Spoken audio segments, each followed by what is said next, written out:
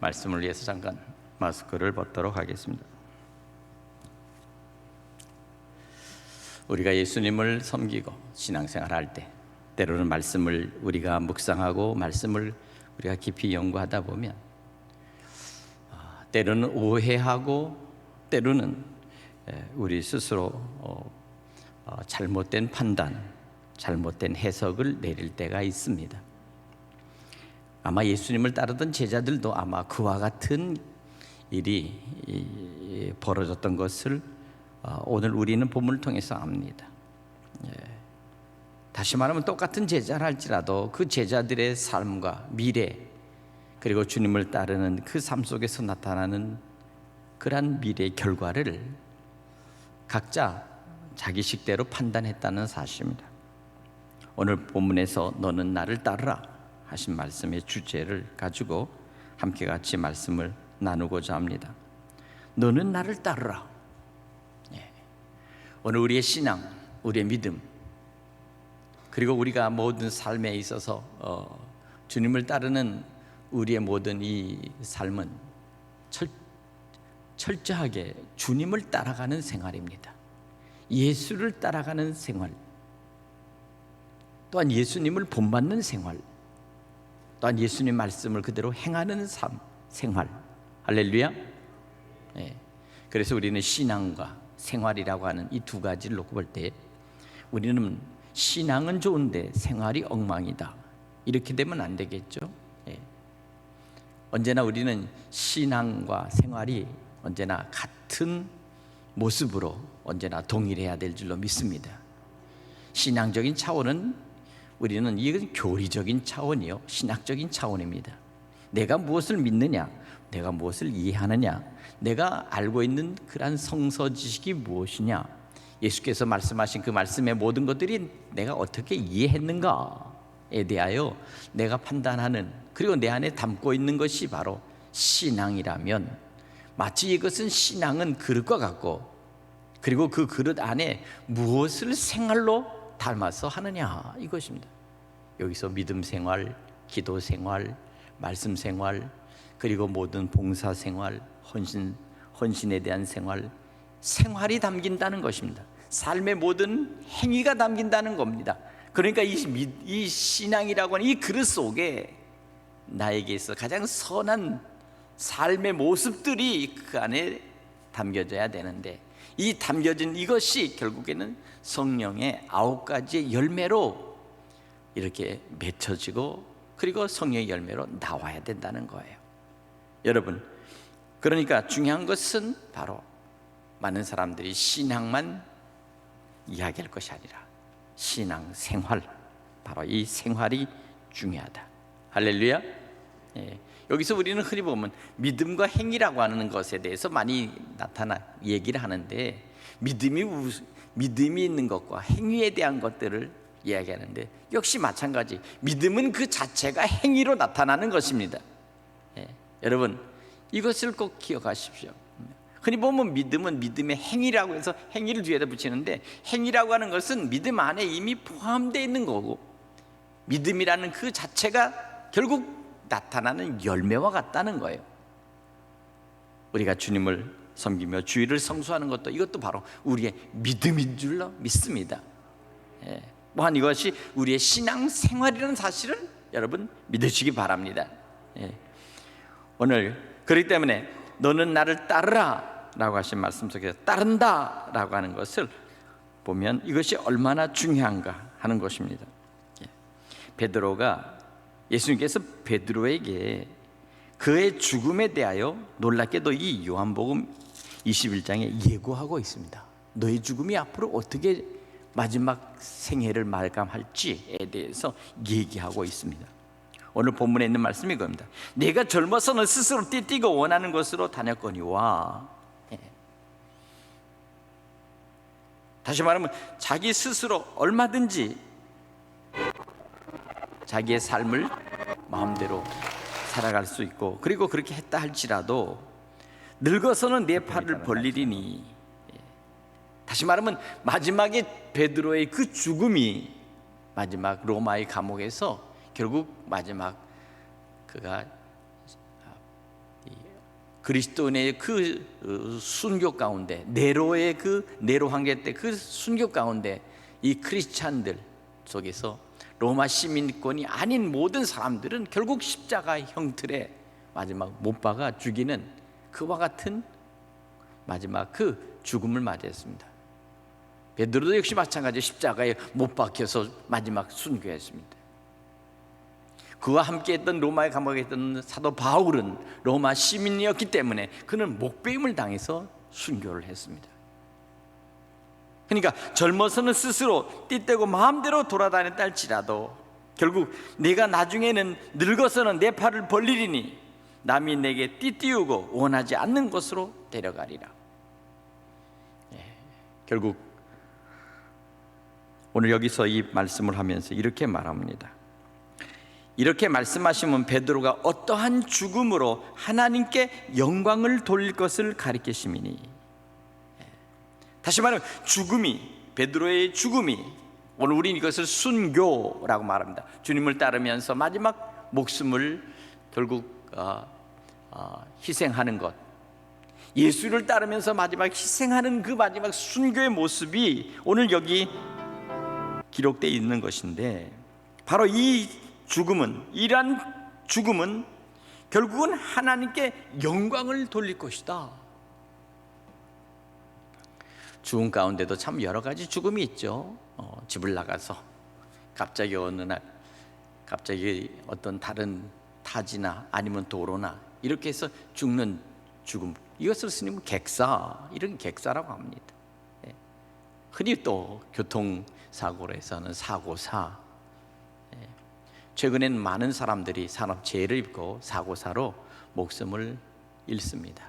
산업 현장에서 안전하지 못한 그 열악한 그런 사업의 터에서 결국에는 순간적인 실수나 아니면 잘못으로 인해서 생명을 잃거나 아니면 또 하는 상해를 입고 재해를 입는 사람들이 굉장히 많습니다.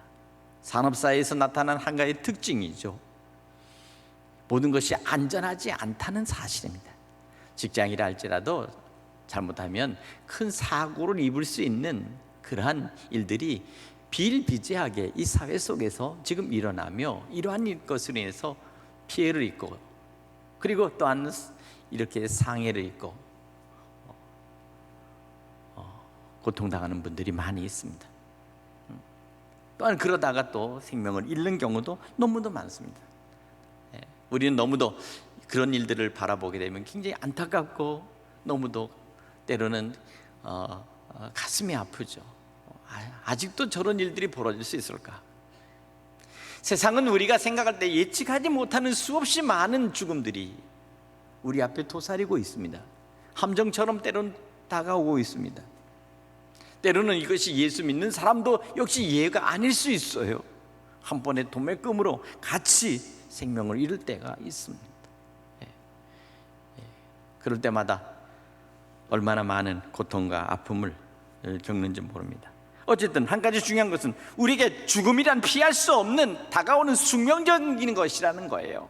죽음은 우리에게 운명적으로 다가오고 있습니다. 그런데 이 죽음이 한 사람의 개인의 그 죽음이라 할지라도 이것이 바로 하나님께 영광이 돌린, 하나님께 영광을 돌리는 죽음, 이와 같은 죽음, 믿음 안에서 거룩한 성도의 마지막의 죽음, 참된 신앙과 믿음으로 마지막 주님의 부르심에 부름을 받고 영원한 하늘로 소천하는 그런 죽음,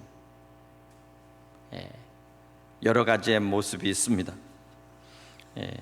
그런데 주님은 베드로에게 대한 이 죽음에 대하여 이렇게 말씀하시면서 오늘 주님께서는 베드로에게 너는 나를 따라오너라 이렇게 말씀하고 있습니다. 다시 말해 어떻게 보면 순교를 강요한 말씀이기도 합니다. 너는 바로 네가 마지막의 죽음은 네 스스로 원하지 않는 곳에서 네가 결국 그렇게 죽게 될 것이다. 그럼에도 불구하고 너는 나를 따르라. 베드로가 그 옆에 있었던 요한을 가리키면서 이렇게 말합니다. 이 요한은 예수님께서 사랑하는 가장 젊은 제자, 바로 제자 중에 한 사람이었습니다. 편하게 쉽게 그럼 이 사람은 어떻게 되겠습니까? 이렇게 묻습니다. 이 사람은 어떻게 되겠습니까? 그럼 이 사람은 어떻게 죽겠습니까? 이런 얘기입니다. 그때 주님께서 뭐라고 말씀하십니까? 오늘 본문의 말씀을 보니까 오늘 내가 올 때까지 그를 머물게 하고자 할지라도 네게 무슨 상관이냐? 너는 나를 따르라. 내가 올 때까지, 내가 다시 이 땅에 재림할 때까지 그를 이 땅에 그냥 머물게 한다 할지라도, 그가 그냥 생명을 유지하고 그냥 살아간다 할지라도 내게 무슨 상관이 있겠느냐? 너는 너의 죽음에 대해 내가 얘기하지만 이 사람에 대하여 네가 이 사람은 어떻게 되겠습니까? 라고 그렇게 되물으면서 궁금해할 이유가 없다. 다만 각자가 각자의 모습으로 주님을 따라가는 그 모습 속에서 하나님께서 예정하시고 하나님께서 뜻하신 그 하나님의 계획대로 하나님께서 우리를 부르시고 주님의 제자들을 부르시기 때문에 주님께서도 그것을 그대로 말씀하셨다는 사실입니다. 그러나 이 말씀들은 한 가지, 이 말씀은 서로 제자들 사이에 오해를 일으켰습니다. 23절에 보면 이 말씀이 이 형제들에게 나가서 그 제자는 죽지 아니하겠다. 주님이 다시 재림하시는 그때 이 사람은 죽지 않고 에녹처럼 엘리야처럼 그냥 살아서 주님을 맞이하고 하늘로 올라가는 그러한 재림의 영광을 맛보지 않겠는가? 라는 이런 오해를 일으켰다는 사실입니다. 우리가 세상에 살아가면서 우리는 많은 오해를 일으킬 수 있는 그러한 여지가 있습니다. 때로는 많은 오해를 받습니다. 어떻게 보면 사실 오해하는 사람들은 자유입니다. 마음대로 판단할 수 있고 마음대로 오해할 수 있습니다. 그러나 그것을 일일이 변명할 모든 것을 다 변명할 수는 없습니다.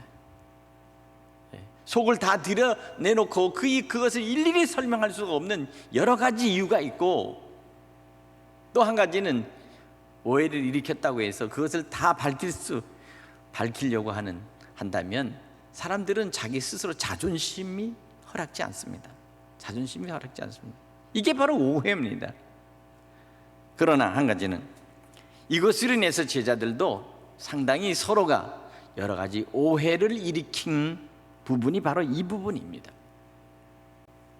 자, 저는 오늘 이 말씀을 통해서 모든 것들에 있어서 중요한 것은 오해가 중요한 것이 아니라 주께서 먼저 원칙적으로 제자들에게 말씀하신 나를 따라오라, 너희는 나를 따르라 하신 이 말씀의 의미를 온전히 이해하면 굳이 오해한다고 해서 잘못될 것은 없다, 이렇게 생각이 듭니다. 우리의 신앙생활도 마찬가지. 우리가 주님을 따른다고 하는 이 주님, 우리의 삶은 언제나 우리가 일평생 동안 정말 베드로가 마지막 베드로에게 말씀하신 것처럼 네가 늙어서는 내 팔을 벌리리니 남이 내게 띠띠우고 원하지 아니하는 곳으로 데려가리라 하신 이 말씀처럼 그렇게 된다 할지라도 우리는 주께서 말씀하시고 이 말씀하신 그대로 된다는 사실을 여러분 기억하시기를 바랍니다. 한 가지 중요한 것은 따른다. 마지막 따른다고 하는 그 의미가 뭐냐? 주님을 따른다는 의미는 주와 함께 살고 주를 위해서 일하다가 주님께서 부르신 날 주님과 함께 죽는다는 것을 의미합니다. 왜냐하면 주님께서도 우리를 위해서 죽으셨기 때문입니다. 죽으심을 피해간 것이 아니라 주님께서 친히 십자가에서 고통 고난 당하시고 친히 십자가에서 죽으시고 죽은 자 가운데 사흘 만에 다시 부활하셔서 사랑하는 제자들에게 나타나서 오늘 이 말씀을 하는 것입니다. 너는 나를 따라오너라.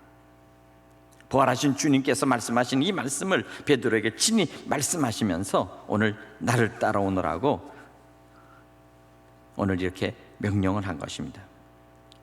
오늘 사도 바울이 이렇게 말합니다. 살아도 주를 위해서 살고 죽어도 주를 위해서 죽나니 이제 사나 죽으나 주의 것이로다. 결국 우리가 주님을 따른다는 것은 사나 죽으나 우리는 주님의 것임을 내가 인정하고 그 믿음으로 살아가는 것입니다. 믿으십니까?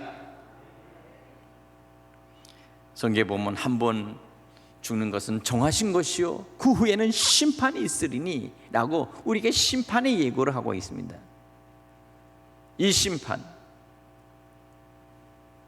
결국 두 가지의 심판을 맞이하게 됩니다. 하나는 뭡니까? 죄를 지은 자는 영원한 사망의 심판으로 지옥에 떨어갈 것이요, 주를 믿고 주님을 의지하고 그리고 믿음으로 살아간 사람은 부활의 심판으로 나올 것이다.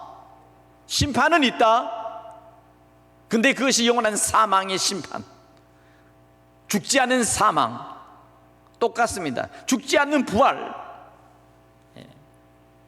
하나님께서 인간들, 우리 아담의 후손들을 만들 때 하나님의 뜻은 무엇입니까? 결코 하나님이 만든 하나님께서 만드신 이 아담의 후손들은 결코 죽지 않는다. 하나님의 생명으로. 그러나 범죄하고 타락한 죄인들은 영원히 지옥에 떨어져서 죽지 않고 영원한 사망의 고통을 맛보는 그러한 심판을 당할 것이고, 살아서 예수를 믿고 주님을 의지하고 믿음으로 구원 얻은 자들은 영원한 부활의 생명으로, 부활의 심판 속에서 심판을 면하며 영원한 하나님의 자녀로서 영원한 영생을 누린다는 것입니다.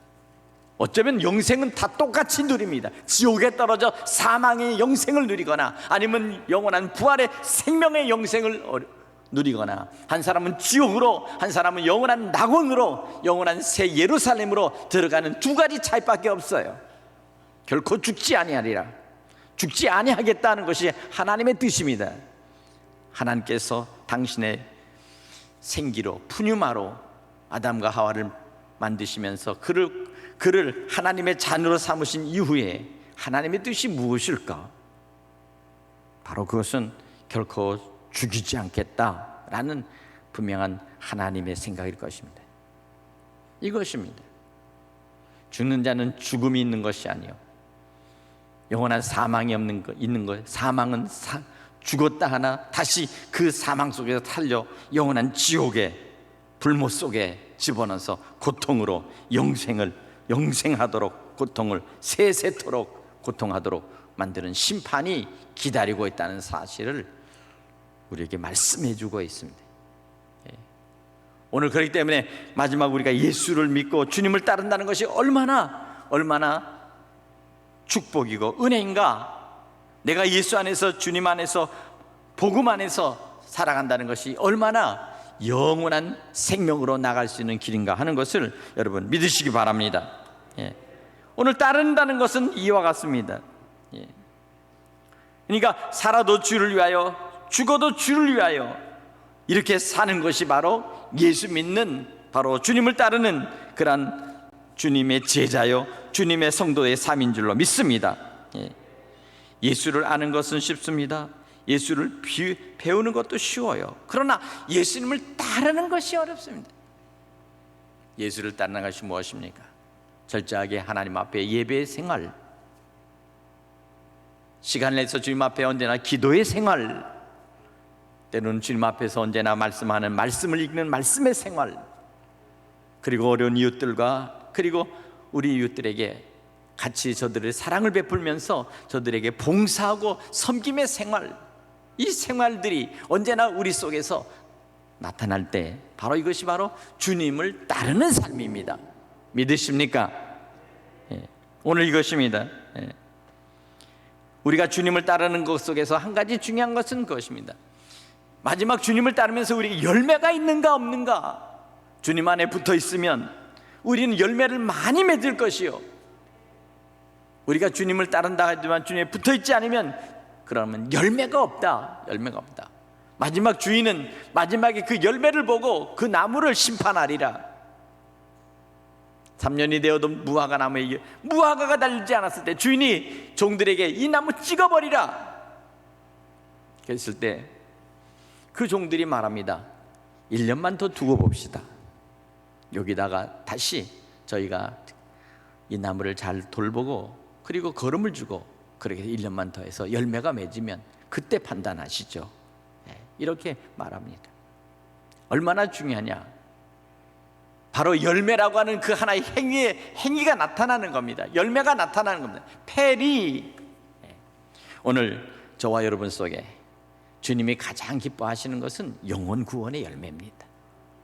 영혼 구원의 열매는 천국에 갔을 때 우리에게 면류관을 씌워주시고 그리고 거기에 별을 달아주신다. 왜 그렇습니까? 수없이 많은 사람들을 주님 앞으로 돌아오게 하는 자들에게는 주께서 생명의 면류관, 영광의 면류관으로 그 머리에 씌워주시는 것입니다.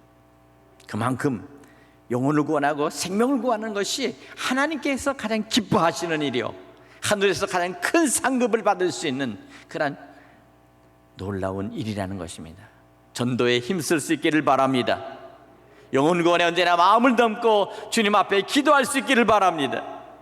한 영혼 한 생명이 주님 앞으로 돌아올 때 하나님의 나라의 천국의 잔치가 열리고 그리고 하나님께서 기뻐하시는, 아버지가 기뻐하시는 그러한 일들이 있다는 사실을 여러분 기억하시기 바랍니다. 전도가 흐려질 때 내 믿음도 흐려져 있다는 사실을 기억하면서 우리의 신앙과 우리의 믿음이 선명하게 우리 마음속에 다시 새겨질 수 있도록 한 사람 한 영혼을 위해서 나를 부르셨다라고 하는 이 믿음을 언제나 갖고 있기를 바라면서, 그 구원의 대상은 때론 내 형제, 부모, 그리고 우리의 때론 자식, 그리고 우리 이웃들이, 그리고 만나는 모든 사람들이 예수 안에서 저들은 구원의 대상이요, 그리고 영혼 구원, 전도의 대상이라는 사실을 언제나 잊지 않아야 될 줄로 믿습니다. 전도는 중요합니다. 영혼 구원이 그만큼 중요한 것입니다. 물론 전도를 안 했다고 해서 우리가 구원을 받지 못하는 것은 아닙니다. 그런 하나님 나라에 갔을 때 마지막에 우리가 주님 앞에 갔을 때 상급을 받고 하나님 축복을 받잖아요. 가끔가다 이런 얘기를 하고 또 이런 생각을 들을 때가 있습니다. 너무나 예수를 잘 믿고 한평생 살았는데 왜 우리는 가난할까? 왜 우리는 힘들어해요? 힘든 삶을 살까? 라고 하는 그러한 일들을 합니다. 그러나 생각해 보십시오. 하나님은 아브라함을 부르셨을 때 아브라함이 주신 축복이 있었습니다. 아브라함이 주신 축복은 그냥 조그만 축복이었습니다. 그러나 그 자식 이삭이었을 때는 아브라함보다도 더 크고 넓은 축복을 주셨습니다. 그런데 이삭의 아들에게는 놀랍게도 야곱에게는 12배, 아버지의 축복의 12배나 되는 그 축복을 주셨습니다. 그러니까 하나님은 믿음의 계대가 내려갈 때마다 하나님께서는 하나님의 뜻 안에서 더욱더욱 하나님께서는 크신 축복을 준비하고 예비하고 있다는 사실을 여러분 믿으시기 바랍니다. 할렐루야. 가끔가다 이 산삼 아시죠? 산에 있는 산삼. 새들이 산삼 씨를 물어다가 먹고 멀리 가서 이렇게 이제 그 응가를 하면 그 씨가 거기 떨어져서 산삼이 자라는데 그 산삼을 캐려고 돌아다니는 그 사람들이 있습니다. 신만이라고 하죠. 흔히 보면 신봤다 그러잖아요, 그렇죠? 근데 산삼을 이렇게 보면 몇십 년 된 산삼을 보면, 어떤 때는 뭐 100년 이상 되는 큰 산삼을 보면 그 머리 뇌두가 이렇게 조그맣고 자라요. 그 산삼의 머리, 그 숫자를 쭉 세보면 그 산삼의 생긴 수명을 알 수 있다고 그럽니다. 근데 그 머리에 있는 뇌두가 조금해요. 콩알만한 것들이 졸졸 달려있고, 나중에 그 뒤에 큰 몸통이 이렇게 크게 있는데 그 그 삶은 오래 묵으면 오래 묵을수록 이게 가장 진가가 있습니다. 산삼의 최고의 가치는 오랫동안 살아서 오랫동안 묵었다는 것입니다. 산삼이 크든 적든 간에 오랫동안 묵었다. 왜? 그 속에 땅에 있는 모든 좋은 효소, 에너지, 그 밖에 있는 모든 기운을 다 가지고 있기 때문이죠. 아주 엄청난 값을 지니게 되는 것입니다. 저는 우리의 신앙생활이 그와 같다고 생각합니다. 우리 아버지의 신앙, 그리고 우리 어머니의 신앙에서 오늘 우리의 신앙, 그리고 우리의 신앙에서부터 우리 자녀들의 신앙, 그리고 우리 자녀들의 신앙에서 우리 믿음의 손자들의 신앙에 이를 때에 하나님께서 축복해 주시고 하나님께서 더 크게 저들을 번성해 주실 것을 믿으시기 바랍니다. 당대의 나의 믿음이 오직 주님만 믿고 정말 아브라함이 갈대 우르에서 떠나서 갈 바를 알지 못한 채 그저 하나님만 바라보고 부르심을 따라 그가 마지막 젖과 꿀이 흐르는 가나안 땅 가서 결국 거기서 마지막 죽었습니다. 젖과 흐르는 땅에 가서 묻혔습니다. 죽었습니다. 그것이 그에 있어서 가장 큰 축복이었어요. 하나님이 약속하신 그 땅에서 그가 묻혔다. 그러나 그 자식은 그 땅을 기업으로 받았고 그의 자식들은 더 큰 기업으로 받았지만 아직은 하나님이 약속하신 그것을 받지 못했지만 시간이 가고 세월이 흐르고 그 민족이 됐을 때 가나안 땅에 400년이 지나서 그 땅을 차지하는 그러한 놀라운 하나님의 역사가 나타났던 것이죠. 오늘 그것처럼 우리의 신앙도 어떤 신앙이냐? 저는 이런 신앙을 말합니다. 산삼 같은 신앙을 갖자. 할렐루야. 산삼 같은 신앙.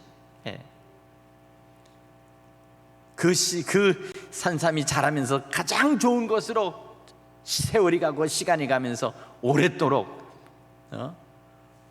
100년 이상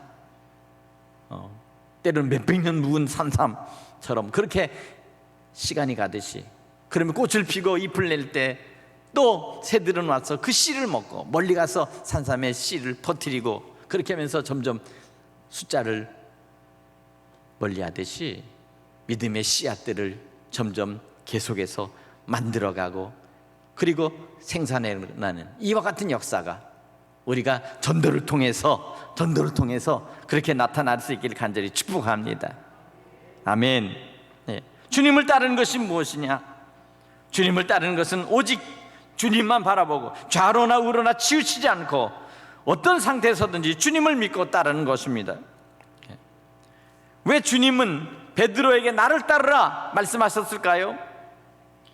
놀랍게도 예수님께서 베드로를 부르신 이후에 베드로가 자신이 주님을 따를 때 몇 가지 약속을 한 게 있습니다. 요한복음 6장 66절부터 말씀을 보면 많은 사람들이 몰려와서 주님 앞에서 이제 떡을 먹고 그리고 또 주님의 말씀을 통해서 은혜를 받고 이렇게 하는데, 그런데 주님께서 이제 말씀하시기를 마지막 당신께서 고난당하시고 죽으실 것을 저들이 예고하시니까 놀랍게도 놀란 사람들이 다 흩어지기 시작했습니다. 왜? 내가 예루살렘에 들어가면 장로들에 의해서 또 저들의 이 권력자들에 의해서 내가 고난을 받고 그리고 십자가에 못 박혀 죽을 것이다 라는 이 얘기를 했을 때 군중들도 수군수군하고 제자들도 수군수군해서 주님을 따르겠다고 했던 제자 70명 중에서 다 가버리고 12명만 남았습니다. 그때 주님께서 이렇게 말씀하십니다. 너희도 가려느냐? 이렇게 말씀했어요. 그때 그 제자 중에서 있었던 그 베드로가 이렇게 말합니다. 주님께서 영생의 말씀이 여기 계시오매 우리가 누게로 가오리까? 주여, 영생의 말씀이 여기 계신데 우리가 누게로 가겠습니까? 이렇게 말씀을 하고 있습니다. 누가복음 22장에도 보면 주여, 내가 주와 함께 오게도 가고 죽는데도 가기를 준비하였나이다. 마가복음 14장에는 베드로가 이와 같이 말한다. 내가 주와 함께 죽을지언정 주를 부인하지 않겠습니다. 이렇게 예수님 앞에서 자기 자신 당대하게 그렇게 말씀하면서 주님을 따르겠다는 약속을 했어요.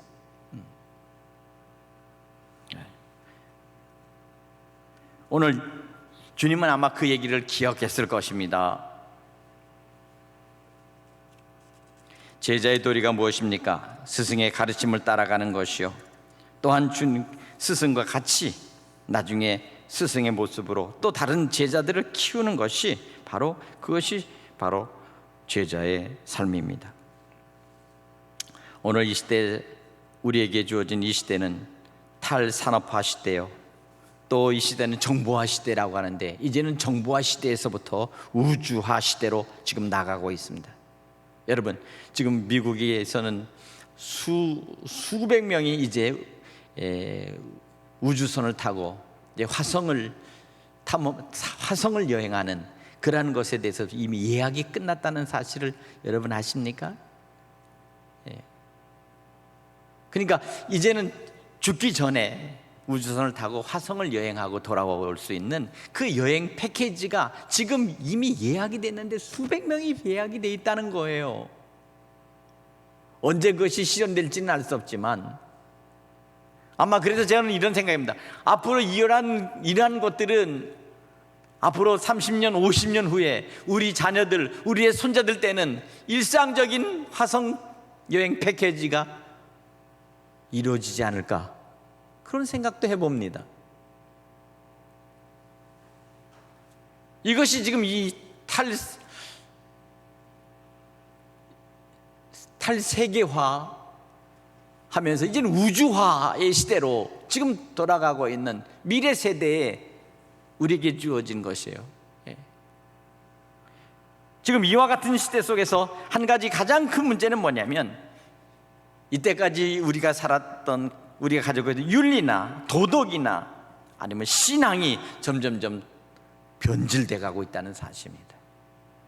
그러나 한 가지 분명한 것은, 아무리 우주화 된다 할지라도 인간의 한계나 인간의 능력은 참으로 보잘것없다는 것을 더욱 실감하게 될 것입니다. 인간들이 우주를 바라볼 때 비로소 자기가 얼마나 부족하고 연약한 존재라는 사실을 깨닫게 되며, 창조주이신 하나님의 그 크신 하나님의 그 놀라운 창조의 섭리를 인정할 수밖에 없을 것입니다. 이것이 바로 미래에 대한 것이죠. 그러니까 신앙은 시대가 가면서 더 식어지지 않고, 하나님에 대한 믿음은 결코 그것은 소멸되지 않을 것이다. 저는 이렇게 생각해 봅니다. 오늘 한 가지 우리가 주님을 따르는 것은 바로 주님을 따라야 비로소 우리의 삶이 보인다는 사실입니다. 우리에게 주어진 지금 오늘의 이 시대 속에서 우리가 정말 무엇을 믿고 무엇을 의지하고 우리가 담대하게 살 수 있을까? 우리는 오직 믿음의 주에 온전케 하시는 예수님만 바라보고 우리는 믿음 안에서 승리하는 삶을 살아갈 수 있기를 주님의 이름으로 간절히 축원합니다. 남이야 어쨌든 나는 주님만을 바라보겠습니다. 남이야 어쨌든 나의 중심이 되신 예수님만 바라보고 믿음으로 살아가는 여러분 되시기를 간절히 바랍니다. 351장 찬송 후련에 이와 같은 가사가 있습니다. 남이야 어쨌든 나만은 주님의 용사들이 나 주의 십자가 용사로 충성을 다하여 최후 승리를 위하여 은혜로 싸우리라. 십자가 용사된 내게 주의 일 맡기소서. 오늘 사랑하는 여러분, 우리는 주님을 따르는 삶 속에서 나를 따르라, 너는 나를 따르라 하신 이 말씀을 다시 한번 기억하면서 믿음 안에서 충성된 믿음의 성도 되시기를 간절히 바랍니다. 이제 앞으로 코로나가 더 확장되면 또 예전처럼 또 다시 비대면으로 예배드리는 그런 상황으로 또 바뀔 수 있다는 것을 생각이 되어집니다. 예고가 되어질 수 있습니다. 그렇게 되지 않기를 간절히 바라지만 그러나 이미 수도권에서는 다음 주부터 그와 같은 상황으로 이제 바뀌어가고 있습니다. 참으로 안타까운 일입니다. 그러나 우리의 신앙이 어떠한 상황 속에서 우리의 믿음과 우리의 예배의 형태가 여러 가지 굴곡을 맞이하고 여러 가지의 어려운 풍파를 만난다 할지라도 우리는 어느 곳에든지 우리는 참된 주님을 따르는 믿음의 제자로서, 믿음의 성도로서 우리 변함없는 참된 신앙을 가지고 우리가 주님을 따라가는 믿음의 성도들 되시기를 간절히 바랍니다. 아무쪼록 이 7월달과 8월달 이 어려운 때에 우리가 코로나로 인하여 어려움 당하지 않도록 하나님께서 우리에게 치유의 광선을 발해 주시기를 간절히 바라면서 오늘 주신 말씀, 너는 나를 따르라 하신 말씀이 우리 마음속에 새겨져서 언제나 주님을 따라가는 믿음의 성도들 되시기를 간절히 축복합니다. 기도하겠습니다. 주님 은혜 감사합니다. 오늘 우리에게